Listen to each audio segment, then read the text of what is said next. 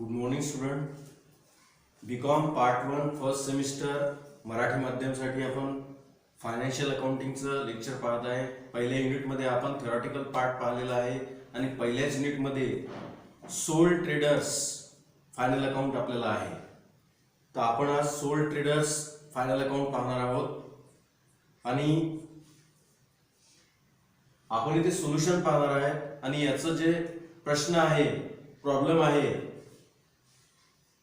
तर ते तुम्हाला पीडीएफ फॉर्म मध्ये तुमच्या व्हॉट्सअप ग्रुपवर क्लिक केल्यानंतर जिथे डिस्क्रिप्शन लिहिलेलं आहे त्याच्यावरती क्लिक केल्यानंतर तुम्हाला याचा जो आहे प्रॉब्लेम मिळेल. इथे आपण त्याचं उत्तर पाहत आहे, परंतु प्रश्न तुम्हाला तुमच्या व्हॉट्सअप ग्रुपवरती डिस्क्रिप्शन मध्ये क्लिक केल्यानंतर तुम्हाला याचा प्रश्न मिळेल.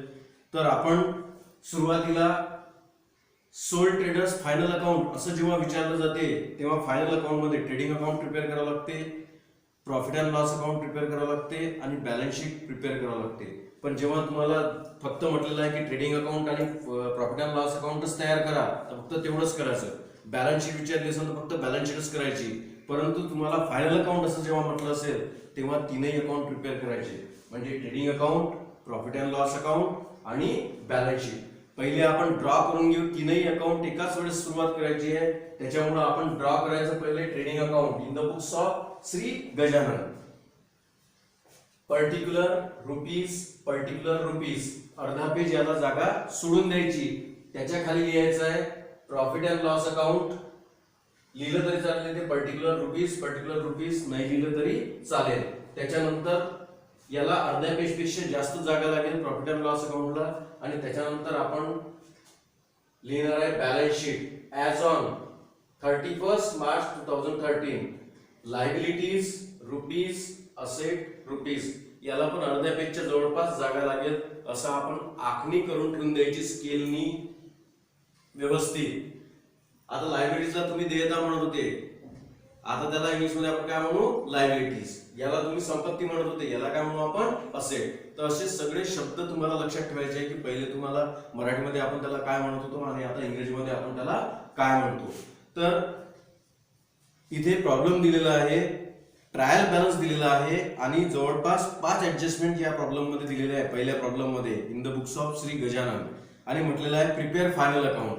आता प्रिपेअर फायनल अकाउंट म्हटलं तर आपण काय काय प्रिपेअर करणार आहे. आपण प्रिपेअर करणार आहे ट्रेडिंग अकाउंट, आपण प्रिपेअर करणार आहे प्रॉफिट अँड लॉस अकाउंट आणि आपण प्रिपेअर करणार आहे बॅलन्स शीट. म्हणून आपण सुरुवात करूया प्रॉब्लेम पासून. तुम्हाला प्रॉब्लेम तुमच्या व्हॉट्सअप ग्रुपमध्ये डिस्क्रिप्शन मध्ये पाहायचा आहे. प्रॉब्लेम मध्ये म्हटलेलं आहे following trial balance drawn from the books of Shri Gajanan. Shri Gajanan यांचा ट्रायल बॅलन्स दिलेला आहे आणि नंतर ऍडजस्टमेंट दिलेले आहे. तर आपण पहिल्या ऍडजस्टमेंट पासून सुरुवात करूया. पहिले आपण ऍडजस्टमेंट घेऊन घेऊ आणि त्याच्यानंतर ट्रायल बॅलन्स मधले आयटम पाहू. जो आयटम आपण पाहला किंवा जी ऍडजस्टमेंट आपण पाहिली त्याला आपण टिक मार्क करत चालू, कारण मी सोल्युशन इथे लिहून ठेवून दिलेलं आहे. जसा जसा आपण आयटम पाहू तर त्याला आपण इथे टिक मार्क करत जाऊ. तर पहिली ऍडजस्टमेंट आपण पाहू. पहिली ऍडजस्टमेंट म्हटलेलं आहे क्लोजिंग स्टॉक ₹32,500. Closing stock ₹32,500. त्याची पहिली एंट्री कुठे जाईल. पहिली एंट्री ट्रेडिंग अकाउंटच्या क्रेडिट साइडला. क्लोजिंग स्टॉक लिहिताना क्रेडिट साइडला लिहिताना बाय आणि डेबिट साइडला लिहिताना टू. इथे लक्षात ठेवायचं आहे आपण क्रेडिट साइडला लिहित आहे ट्रेडिंग अकाउंटच्या, म्हणून बाय पहिली जागा सोडून द्यायची. पहिल्या जागी नेहमी सेल्स राहते म्हणून पहिले 1-2 लाईन सोडून द्यायच्या. म्हणून लिहिलं आपण by closing stock 32,500. Closing stock म्हणजे आपले काय आहे, ती असेट. म्हणून याची सेकंड एंट्री कुठे जाईल, बॅलन्स शीटच्या असेट साइडला. Closing stock 32,500. ही पहिली ऍडजस्टमेंट झाली. पहिली ऍडजस्टमेंटच्या आपण 2 एंट्री केल्या. पहिली एंट्री ट्रेडिंग अकाउंटच्या क्रेडिट साइडला 32,500 आणि दुसरी एंट्री कुठे गेली, बॅलन्स शीटच्या असेट साइडला 32,500. ही झाली पहिली ऍडजस्टमेंट. त्याच्यानंतर दुसरी adjustment outstanding wedges and interest ₹100 and 200 respectively. Outstanding म्हणजे देणे बाकी आहे, वेजेस आणि इंटरेस्ट दोन्ही आहे एकाच ह्याच्यामध्ये. त्याच्यामध्ये वेजेस 100 आणि इंटरेस्ट 200 देणे बाकी आहे. सर्वात पहिले पाहायचं ही ऍडजस्टमेंट करताना की आपल्या ट्रायल बॅलन्स मध्ये पहिलेच वेजेस आहे का. वेजेस म्हणजे डायरेक्ट एक्सपेन्सेस आहे, म्हणजे कुठे लिहू आपण ट्रेडिंग अकाउंटच्या डेबिट साइडला. परंतु ट्रेडिंग अकाउंटच्या डेबिट साइडला पहिला आयटम नेहमी ओपनिंग स्टॉक येते, त्याच्यामुळे ही पहिली जागा सोडून द्यायची, पहिले 1-2 लाईन सोडून द्यायच्या. नंतर आपण ट्रायल बॅलन्स मधून लिहिलं टू वेजेस. डेबिट साइडला लिहिताना नेहमी टू लिहायचं, टू वेजेस. तर ट्रायल बॅलन्स मध्ये वेजेस आपण किती दिलेले आहे 2500, 2500. आउटस्टँडिंग ऍडजस्टमेंट मधले म्हणून प्लस आउटस्टँडिंग म्हणजे देणे बाकी आहे किती 100. या दोघांची टोटल आउटर कॉलम मध्ये 2600, 2600. ट्रायल बॅलन्स मधले 2500, ऍडजस्टमेंट मधले 100, दोघांची टोटल 2600 आउटर कॉलम मध्ये. आता या आउटस्टँडिंग वेजेस म्हणजे देणे बाकी ही आपली आहे लायबिलिटी. त्याच्यामुळे याची सेकंड एंट्री बॅलन्स शीटच्या लायबिलिटी साइडला पहिल्या 2-3 लाईन सोडून द्यायच्या. वेजेस आउटस्टँडिंग किंवा आउटस्टँडिंग वेजेस कसंही लिहिलं तरी चालेल 100. म्हणजे आउटस्टँडिंग वेजेसची पहिली एंट्री आपण केली ट्रेडिंग अकाउंटच्या डेबिट साइडला वेजेस मध्ये प्लस. याची दुसरी एंट्री केली ही देयता असल्यामुळं बॅलन्स शीटच्या लायबिलिटी साइडला आउटस्टँडिंग वेजेस 100 याच्यामध्येच आहे. म्हणजे outstanding wedges and interest 100 and 200 respectively.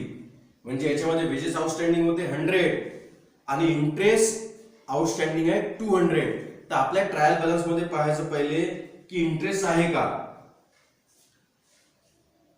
Interest कोणचा, इंटरेस्ट पेड वाला. तर इंटरेस्ट पेड आहे याच्यामध्ये ₹1500. आता हे कोणते एक्सपेन्सेस झाले, इनडायरेक्ट एक्सपेन्सेस झाले. तर याची इंटरेस्ट पेडची एंट्री जाईल प्रॉफिट अँड लॉस अकाउंटच्या डेबिट साइडला. म्हणून हे इथून प्रॉफिट अँड लॉस अकाउंट सुरू झालं. कुठे लिहिलं तरी चालेल, तुम्ही जरुरी नाहीये की तुम्ही मधातच लिहिलं पाहिजे, तुम्ही इथे लिहू शकता.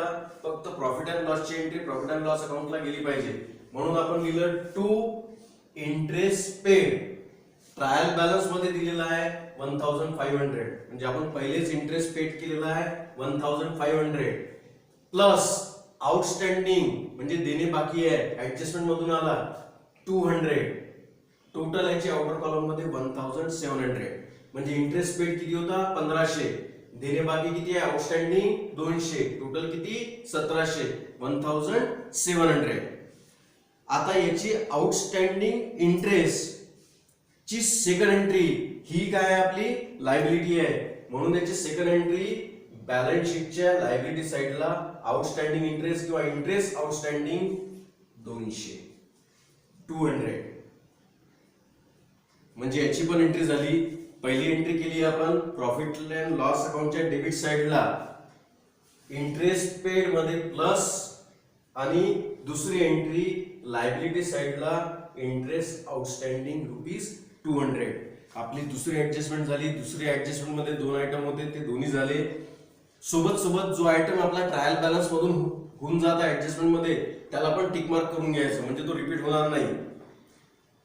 नंबर 3 आहे depreciation charge on motor car at the rate of 5%. Depreciation charge करायचा आहे 5% मोटर कार वरती.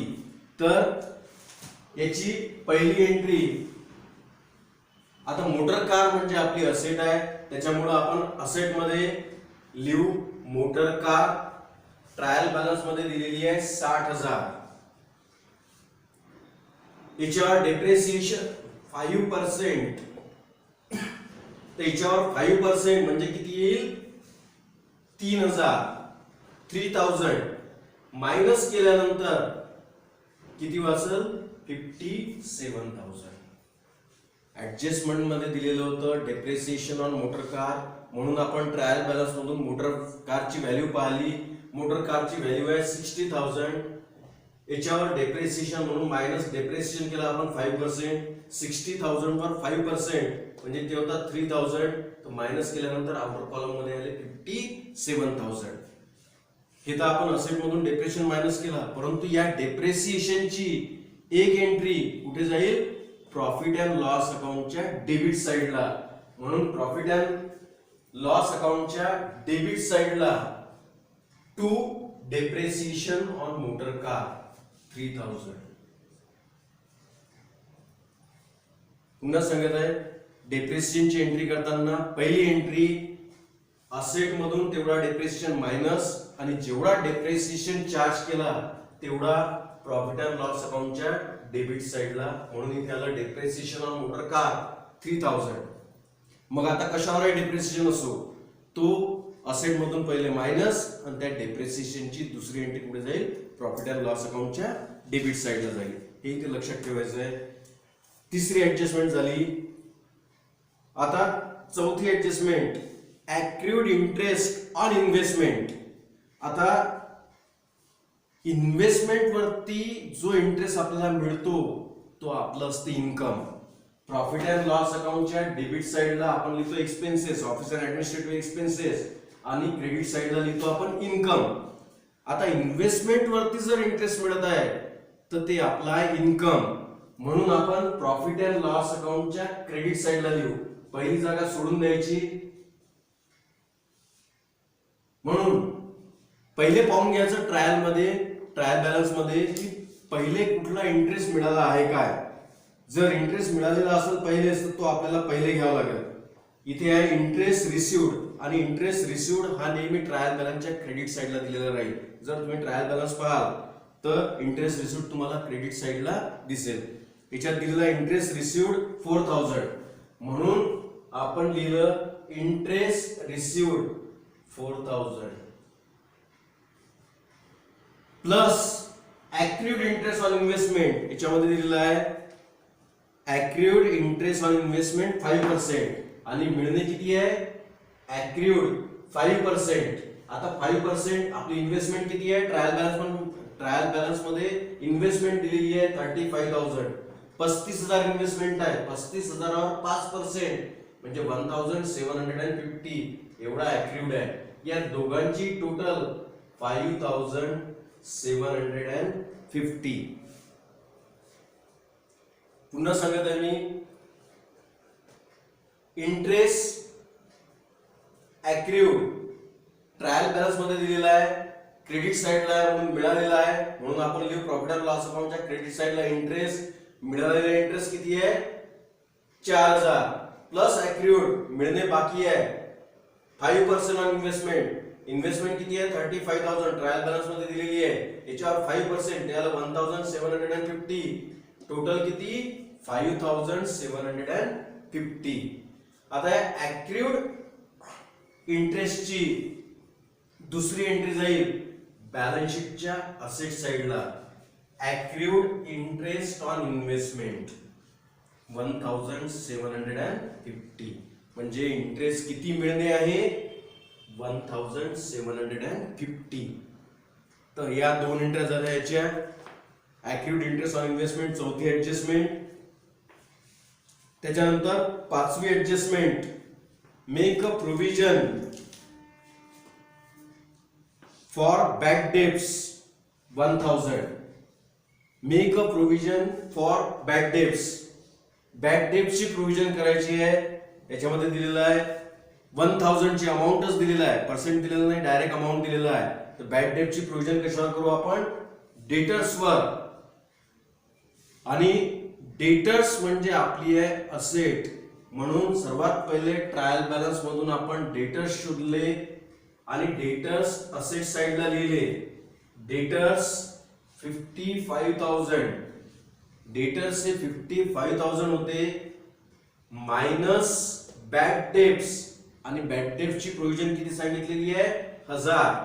जे बुडीत कर्ज ज्याला म्हणतो आपण त्याला ते. तर मायनस केल्यानंतर किती उरले इथे 54,000. पुन्हा सांगतो बॅड डेब्टची प्रोव्हिजन करायची आहे 1000 ची. बॅड डेब्टची प्रोव्हिजन कुठे होईल डेटर्स वरती, म्हणून आपण डेटर्स शोधले पहिले ट्रायल बॅलन्स मध्ये. डेटर्स म्हणजे आपले असेट. डेटर्स लिहिले आपण 55,000 minus bad debts. Bad debts किती केली 1000. मायनस केल्यानंतर किती उरले बाहेर 54,000. आता या बॅड डेब्ट्सची दुसरी एंट्री प्रॉफिट अँड लॉस अकाउंटच्या डेबिट साइडला. हे आपलं नुकसान आहे म्हणून याची दुसरी एंट्री प्रॉफिट अँड लॉस अकाउंटच्या डेबिट साइडला. आता बॅड डेब्ट्स लिहायच्या पूर्वी ट्रायल बॅलन्स मध्ये पाहून घ्यायचं की ट्रायल बॅलन्स मध्ये कोणची बॅड डेट्स आहे का. जर ती असेल तर ती पहिले लिहायची आहे. ट्रायल बॅलन्स मध्ये पहिलेच बॅड डेट्स आहे 1600 म्हणून ट्रायल बॅलन्स मधली आपण पहिले लिहिली बॅड डेट्स 1600. ट्रायल बॅलन्स मधली बॅड डेट्स आपण लिहिली 1600 प्लस न्यू प्रोव्हिजन ऍडजस्टमेंट मधून आली ते किती आहे 1000 आणि या दोघांची टोटल आउटर कॉलम मध्ये लिहिली ती आहे 2600. ही आहे बॅड डेटची प्रोव्हिजन. काय केलं आपण बॅड डेटची प्रोव्हिजन 1000 बुडीत खर्चाची प्रोव्हिजन करायची आहे तर कुठे करू आपण डेटर्स वरची. तर डेटर्स काय आहे असेट म्हणून ट्रायल बॅलन्स मधून आपण पहिले डेटर्स शोधले तर डेटर्स किती होते 55,000 मायनस बॅड डेटची प्रोव्हिजन केली 1000 आउटर कॉलम मध्ये मायनस करून 54,000. आता याची दुसरी एंट्री कुठे जाईल प्रॉफिट अँड लॉस अकाउंटच्या डेबिट साइडला. परंतु पहिले लिहायच्या पूर्वी नवीन प्रोव्हिजन लिहायच्या पूर्वी ट्रायल बॅलन्स मध्ये आपण पाहिलं की बॅड डेट्स ऑलरेडी 1600 दिलेली आहे म्हणून ती लिहिली पहिले आतमध्ये प्लस न्यू प्रोव्हिजन किंवा प्रोव्हिजन म्हणा 1000 दोघांची टोटल 2600. आता इथे जे आहे 5 ऍडजस्टमेंट होत्या 5 ऍडजस्टमेंट संपल्या.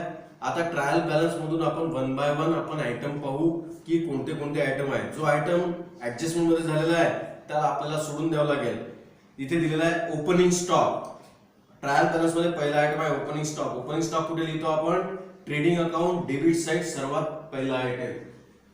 Trading account debit side opening stock 50,000 हा झाला पहिला आयटम. परचेसेस कुठे लिहितो आपण ट्रेडिंग अकाउंट डेबिट साइड. परंतु परचेसेस लिहिताना पहिलेच पाहून घ्यायचं की काही परचेस रिटर्न आहे का म्हणून त्याच्याच खाली दिलेला आहे रिटर्न आउटवर्ड्स ₹4,500 यालाच म्हणतो आपण परचेस रिटर्न. म्हणून परचेस लिहिताना कधी पाहून घ्यायचं परचेस रिटर्न किंवा रिटर्न आउटवर्ड्स आहे का. तर याच्यामध्ये आहे म्हणून लिहिलं आपण परचेसेस किती आहे 1,80,000 ट्रायल बॅलन्स मध्ये दिलेला आहे मायनस रिटर्न आउटवर्ड म्हणजे परचेस रिटर्न किती आहे 4,500 मायनस केल्यानंतर आउटर कॉलम मध्ये किती जाईल 1,75,500. हे झालं परचेस आणि रिटर्न आउटवर्ड दोन्ही एंट्री झाल्या. त्याच्यानंतर सेल्स कुठे लिहितो आपण ट्रेडिंग अकाउंटच्या क्रेडिट साइडला. परंतु सेल्स लिहिण्याच्या पूर्वी तुम्ही पाहून घ्यायचं काही रिटर्न इनवर्ड्स आहे का किंवा सेल्स रिटर्न आहे का याच्यामध्ये आहे म्हणून लिहिलं आपण बाय.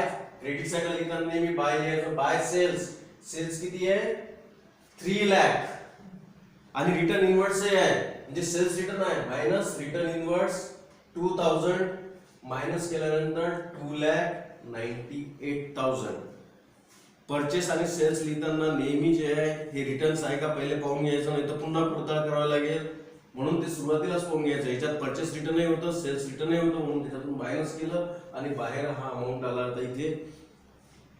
त्याच्यानंतर कॅरेज इनवर्ड डायरेक्ट एक्सपेन्सेस आहे म्हणून trading account debit side carriage inward 4,500 4,500. त्याच्यानंतर कॅश इन हँड असेट आहे म्हणून कुठे लिहू आपण बॅलन्स शीटच्या असेट साइडला कॅश इन हँड 77,900. त्याच्यानंतर कॅश ॲट बँक असेट आहे म्हणून कुठे लिहू आपण बॅलन्स शीटच्या असेट साइडला कॅश ॲट बँक 61,000. त्याच्यानंतर वेजेस ऍडजस्टमेंट मध्ये झालेला आहे. Printing and stationery office expenses आहे म्हणून कुठे लिहू profit and loss account debit side म्हणून प्रॉफिट अँड लॉस अकाउंटच्या डेबिट साइडला to printing and stationery 4,600 4,600. Discount paid दिलेला डिस्काउंट आहे आपला खर्च आहे प्रॉफिट अँड लॉस अकाउंटच्या डेबिट साइडला डिस्काउंट पेड ₹500. त्याच्यानंतर डिस्काउंट डिस्काउंट पेड नेहमी ट्रायल बॅलन्सच्या डेबिटला राहील आणि डिस्काउंट रिसिव्ड ट्रायल बॅलन्स मध्ये नेहमी क्रेडिट साईडला दिलेलं राहील. आता डिस्काउंट पेड आपण लिहिला इथे. आता याच्यानंतर डिस्काउंट रिसिव्ड 400. डिस्काउंट रिसिव्ड कुठे लिहू आपण? मिळालेला डिस्काउंट प्रॉफिट अँड लॉस अकाउंटच्या क्रेडिट साईडला, म्हणून बाय डिस्काउंट रिसिव्ड. दिलेला डिस्काउंट डेबिट साइड, मिळालेला discount profit and loss account credit side. त्याच्यानंतर बॅड डेब्ट्स. ट्रायल बॅलन्स मध्ये बॅड डेब्ट्स आहे, परंतु आपली ऍडजस्टमेंट मधून पहिलेच झालेली आहे ही एंट्री, त्याच्यामुळे पुन्हा येणार नाही. इन्शुरन्स प्रॉफिट अँड लॉस अकाउंटच्या डेबिट साइडला. इन्शुरन्स प्रॉफिट अँड लॉस अकाउंटच्या डेबिट साइडला 2600. त्याच्यानंतर इन्व्हेस्टमेंट 35,000. इन्व्हेस्टमेंट ही आपली असेट आहे, म्हणून आपण लिहू बॅलन्स शीटच्या असेट साइडला.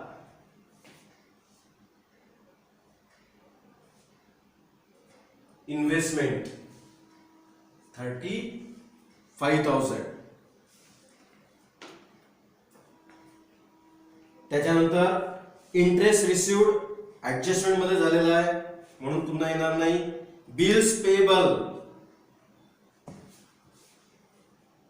ही आपली देयता आहे, म्हणून बॅलन्स शीटच्या लायबिलिटी साइडला बिल्स पेबल 7,000. त्याच्यानंतर डेटर्स आपला ऍडजस्टमेंट मध्ये झालेला आहे, त्याच्यामुळे ते पुन्हा येणार नाही. क्रेडिटर्स आपल्या व्यवसायाची लायबिलिटी आहे, म्हणून बॅलन्स शीटच्या लायबिलिटी साइडला क्रेडिटर्स 1,25,000. त्याच्यानंतर कॅपिटल.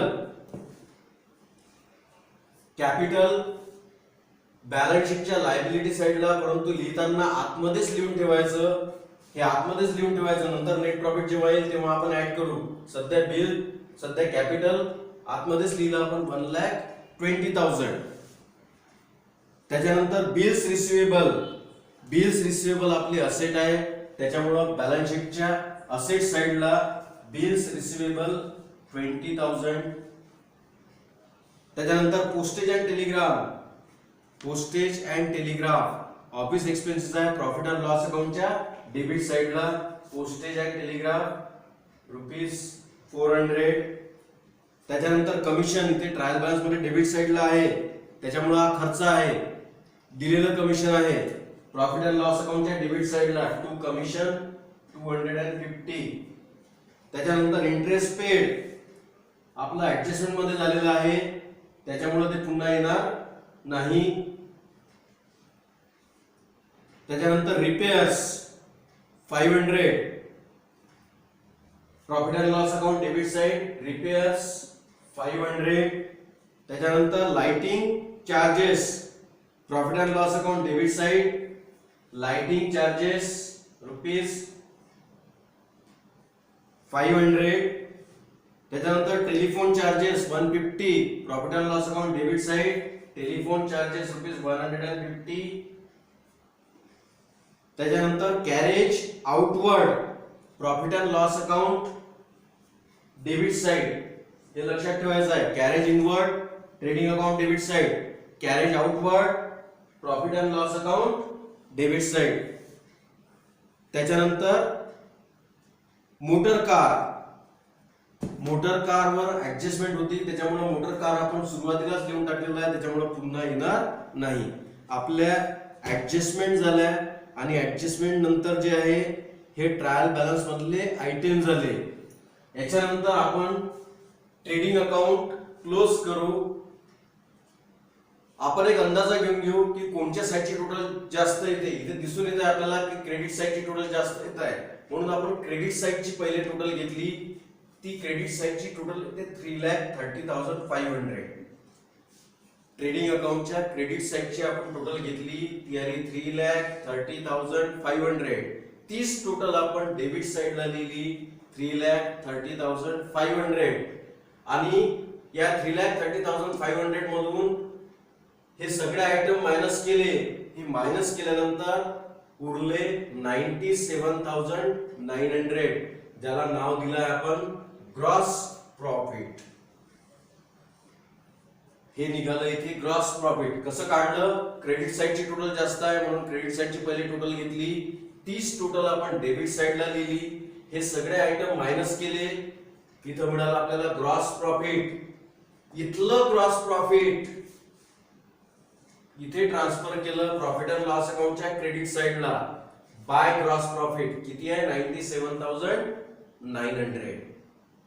त्याच्यानंतर याची टोटल घेतली म्हणजे इथे पण पहिले पाहून घ्यायचं की डेबिटची टोटल जास्त येऊ शकते की क्रेडिटची, आपल्याला एक अंदाज आहे तो. इथेही क्रेडिट साइडची टोटल जास्त येत आहे म्हणून क्रेडिट साइडची टोटल घेतली. ते किती आली?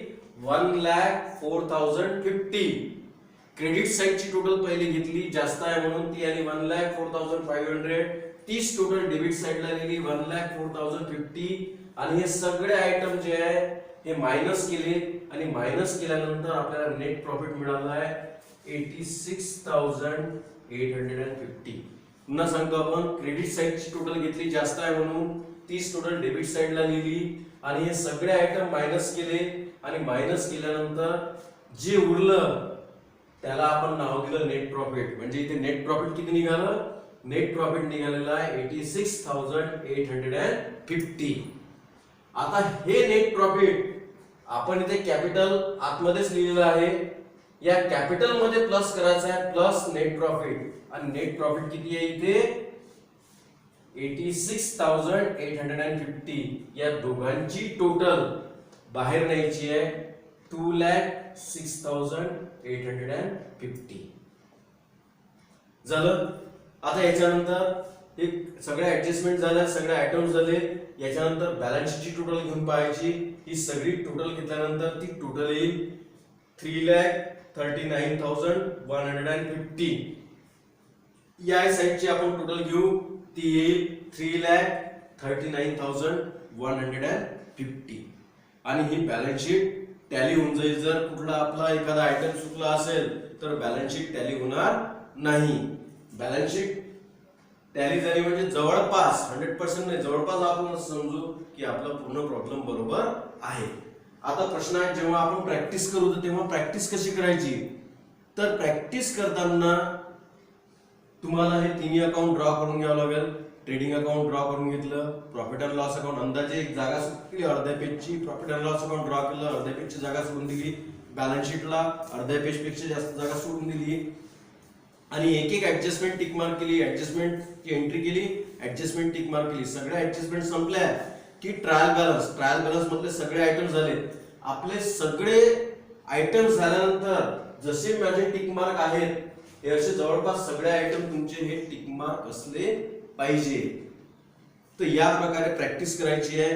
कुठलाही डाऊट जर असला याच्यामध्ये, कारण तुमचं अगोदर मराठी मीडियम होतं, आयटम मध्ये थोडंसं कन्फ्युजन होऊ शकते. इथे मराठी मीडियम जरी असलं आपलं तरी गणित जे आहे न्यूमेरिकल पार्ट आहे हा इंग्लिश मध्येच राहील.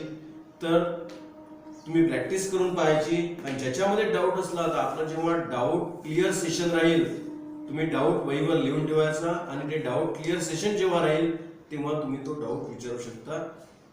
आजच्या लेक्चरसाठी एवढंच, नंतर पुढच्या लेक्चरमध्ये कंटिन्यू करू. थँक्यू.